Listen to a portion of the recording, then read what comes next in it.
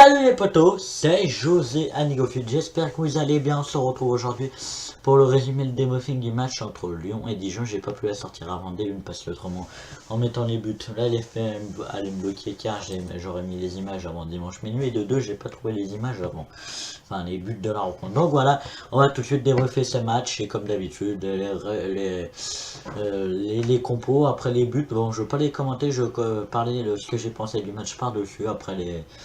Et on va regarder les statistiques du match et après on parlera un peu des hommes du match et de l'attaque lyonnaise. Donc voilà comment va se composer cette vidéo. On va tout de suite commencer par les compositions d'équipe, les amis. Alors pour Lyon, c'est un 4-4 de losange, encore remis par Genesio avec dans la cage Lopez Morel, Marcel en défense centrale. À droite, Raphaël, à gauche, Mendy. D'ailleurs, on va en parler un peu de Mendy. Sentinelle Touzard, les deux piques sur les côtés, Ndombele, War, dans le losange en numéro 10, Fekir, en milieu offensif. Et la pointe Traoré, Memphis. Et pour Dijon, dans les cages Rennais, Varro qui est sorti sur blessure, Djilo Bodji, Haddadi, Rosier. Kwon, marié Amalfitano, Kwon City, Saïd et, Frédéric Samaritano. Et puis sur le banc pour Lyon, il y avait Gorgelin, Diakabi, Ferry, Cornet, Tété, Marcel Gouiri. Et pour Dijon, Leroy, Shafik, Wufti, Maoussema, Bilomas, Bukamutu et Yambéré. Désolé si je prononce pas trop bien les noms dijonnais, lyonnais, je sais les prononcer, mais dites-le moi si vous savez comment on les prononce, les amis. Donc voilà pour les compositions d'équipe, on va le voir tout de suite. Donc oui, je me suis un peu emmêlé quand j'ai parlé, donc oui, on va parler des compos, on va parler un peu du match, on va voir les buts et puis je vais parler par-dessus de ce que j'ai pensé du match, un peu la tactique, tout ça, tout ce qui s'est passé dans le match. Voilà. Plus que 5, plus c'était la 34e, plus que 34, 35, 36, 37, 38, plus que 4 matchs, les amis, 4 vidéos, 4 films des matchs de Lyon. Ça va très très vite, la saison est passée à une longueur, je ne l'ai pas vu passer et mon année avec vous aussi. Bon bref, on regarde les buts et je commente par-dessus ce que j'ai pensé du match. Donc oui les amis, on va regarder les buts du match en commençant bien évidemment pour le premier. Alors je vais débriefer, je vais dire ce que j'en ai pensé du match. Alors il y avait une équipe qui s'appelait Dijon et par intermittent qui avait le ballon. Bref, voilà. Ils avaient le ballon, ils se créaient des occasions. Quelques occasions dangereuses, par exemple la volée ou les deux buts, bref, il y a eu quelques occasions dangereuses. Le match est fini sur 5-2, Lyon avait souvent le ballon quand même. Mais bon, il y a eu des circonstances, on en parlera après. Une équipe par intermittent qui a le ballon et j'ai bien aimé ce jeu-là. Et le lendemain, j'ai vu un peu Guingamp, mais encore un peu mieux, qui dominait Archie Monaco, qui était toujours dans les 40 derniers mètres, dans les 40 mètres monégasques. Et ça, j'avais bien aimé d'ailleurs quand j'ai vu Guingamp comme ça. C'était la première fois que je les voyais jouer comme ça. D'ailleurs, on voit sur l'image, j'ai eu polémique sur le but. Bon, ça, c'est pas Guingamp, c'est le match de l'eau. Mais bon, voilà. Et je dis, c'est mieux qu'ils jouent comme ça, Guingamp. Je préfère. Bon, Dijon, j'ai bien aimé aussi comment ils ont joué avec par intermittent, comme je vous disais, des occasions et par exemple la volée ou les buts. Donc voilà. Maintenant, on va parler des circonstances qu'il y a eu dans le match. La sortie du capitaine Cédric Barou pour Guingamp, qui leur a mis un coup sur la tête. Et puis maintenant, on va s'aventurer, comme je vous ai dit, le but refusé, accordé à Lyon polémique. Même moi, en tant que supporter lyonnais, je vous le dis, je suis pas sûr que si j'aurais été arbitre, même avec l'arbitrage vidéo, que j'accorde le but. J'aurai toujours un doute.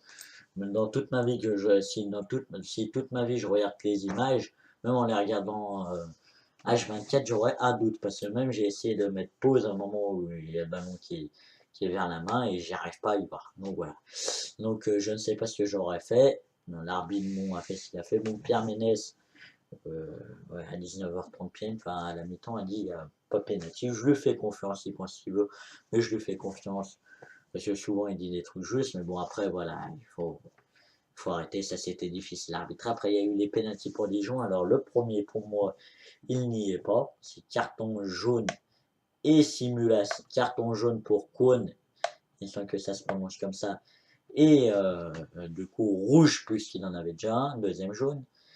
Donc ce qui fait que Dijon aurait été à 10. Peut-être qu'il n'y aurait pas eu l'autre penalty, mais peut-être qu'il y aurait eu. Donc l'autre penalty, ça aurait fait que Lyon aurait pris carton rouge, penalty. Bon, s'il était transformé, ça faisait 3-3. Si Lopez l'arrêtait, on restait à 3-2, mais à 10 contre 10. Alors à 3-2, 10 contre 10, ça allait quand même être dur pour Lyon parce que Dijon en fin de match aurait accéléré quand même. ce que je pense, et ça aurait été un peu plus facile quand même, mais à 3-3, Dijon aurait joué archi la défense en jouant à 9 joueurs de champ, c'est normal, même si on joue à 9 joueurs de champ aussi, mais bon, pour une petite équipe, ça compte quand même, un joueur de moins pour une grosse équipe, à mon avis, à moins que c'est un duel de choc, enfin, voilà, par exemple, Lyon-Paris, ça compte. On a bien vu que Daniel Alves s'est fait expulser, ça a changé tout au match. Bref, voilà. Donc, à mon avis, c'est l'arbitre, bon, a pas fait son travail là-dessus. Bon, voilà. Mais je veux pas être chauvin sur le premier penalty, mais pour moi, c'est carton jaune simulation, malgré que le Lyonnais le touche, je l'avoue, mais pas assez pour siffler penalty. Je suis désolé de vous dire ça comme ça. Voilà. Donc, maintenant, j'ai envie de vous dire que Lyon a gagné 5-2. Lyon a mérité sa victoire, malgré que Dijon a eu beaucoup d'occasions, enfin 2-3 occasions. Mais bon, Dijon, c'est une défaite encourageante, j'ai envie de dire. Parce que j'ai bien aimé comment ils ont joué, malgré que je suis supporter lyonnais, donc je le répète. J'ai bien aimé. On voit qu'une petite équipe, des fois, peut être joueuse, mais bon, rester derrière. Après, il y a eu des fois où ils sont restés derrière. Ça, j'ai pas trop aimé. Mais c'est normal, hein, c'est une petite équipe, je comprends qu'ils jouent derrière. Bon, après, il y a eu des polémiques sur Lopez, des youtubeurs d'ailleurs. On va en parler tout de suite après. On regarde les buts.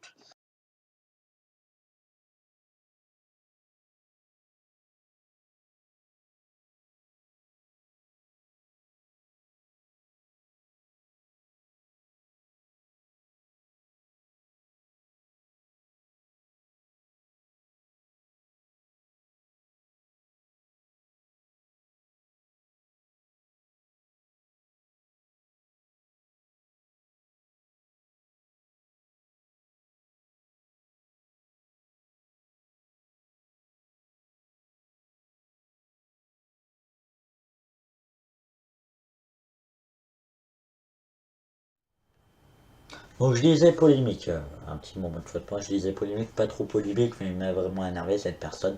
Je ne veux pas citer le nom. Si vous avez regardé son live, c'est un grand youtubeur, il a 200 000 abonnés à peu près. FIFA, bref, voilà, il parle de. C'est un youtubeur. Mais bon, il disait avec son copain, qui est aussi youtubeur qui était pour une fois chez lui. Bref, voilà. Il faisait des Skype normalement, que Lopez était pas bon, était tout petit, qu'il se prenait des buts de poussin, qu'il s'est lobé à cause de sa petite taille. Déjà, but de poussin, c'est faux. Qu'il s'est lobé à cause de sa petite taille, c'est faux. Ok, il est petit, mais bon, il s'envole bien tout ça. Et il est pas gros, par exemple, il fait 1m84, 84 kg, alors que des gardiens qui font par exemple 1m90, 95 kg. Et c'est pour ça qu'il arrive bien à se détendre acrobatiquement et tout ça. Et par contre, qui disent qu'il n'est pas bon, c'est un des meilleurs gardiens de Ligue 1. Je suis désolé, c'est le meilleur gardien de Ligue 1, pardon, et un des meilleurs gardiens du monde en ce moment, pour moi, sans être chaud, bien évidemment. Je vois ce que je vois, hein. Bref. Voilà.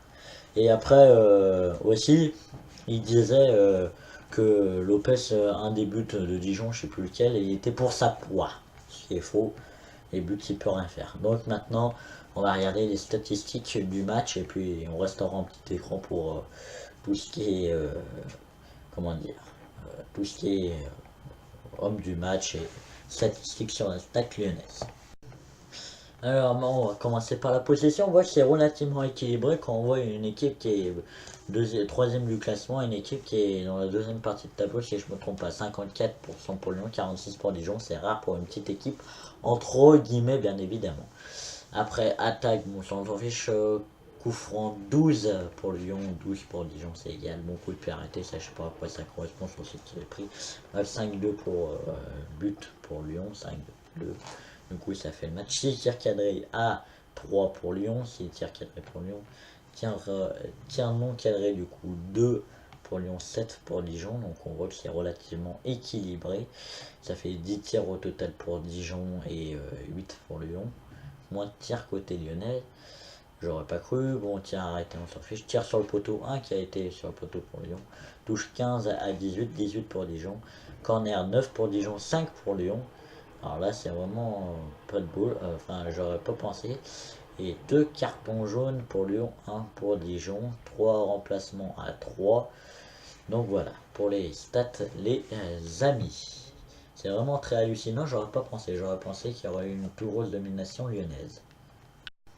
Alors, les amis, on va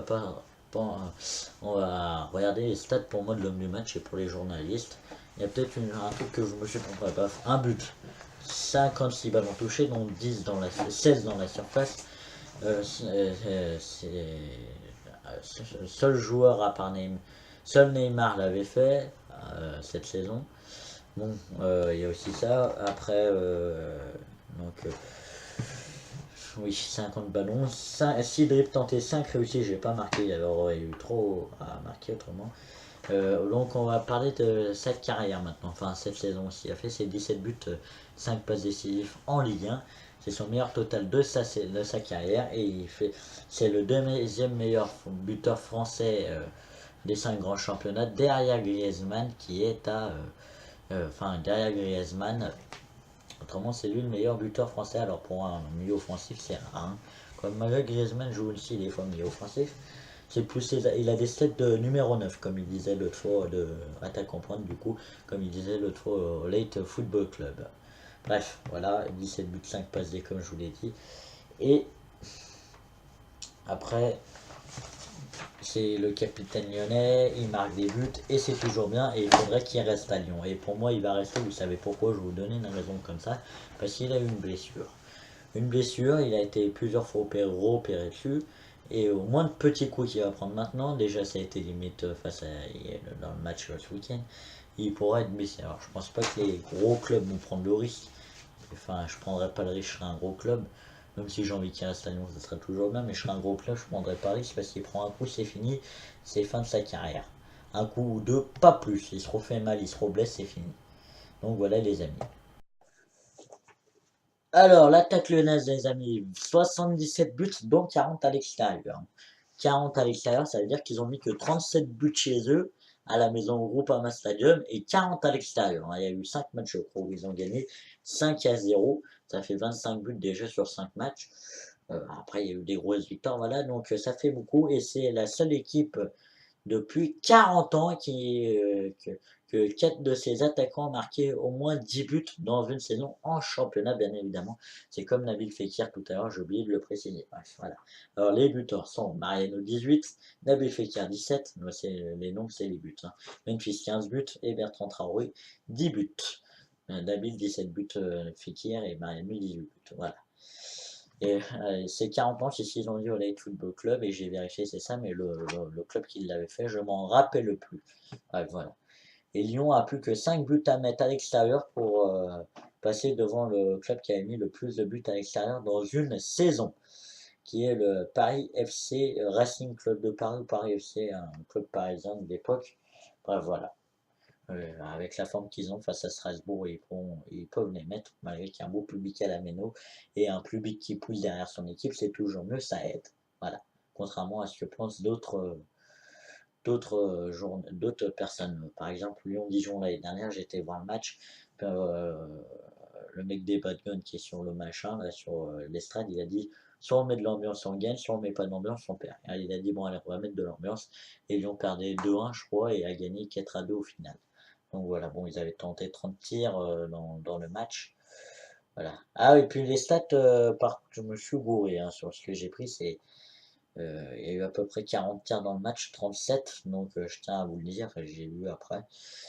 Donc oui, 37 tirs, 21 à 16. Donc les amis, comme je vous le disais en début de vidéo, j'ai été content de passer une saison avec vous. La saison n'est pas terminée, mais on se rapproche 4 matchs. Et puis on aura un grand débriefing comme d'habitude pour la 38e journée de Ligue 1. Et je vous ferai quelque chose de spécial un peu après, un espèce de J38 comme on a à Canal, mais pas avec les images. On parlera de la saison, comment elle s'est passée, les meilleurs buteurs, tout ça. Bref, voilà. Les plus beaux buts de la saison. On verra tout ça. Donc les amis, c'était José Anigofut. J'espère que cette vidéo vous aura plu. Mettez un maximum de likes, abonnez-vous, commentez la vidéo. Salut. Bye bye.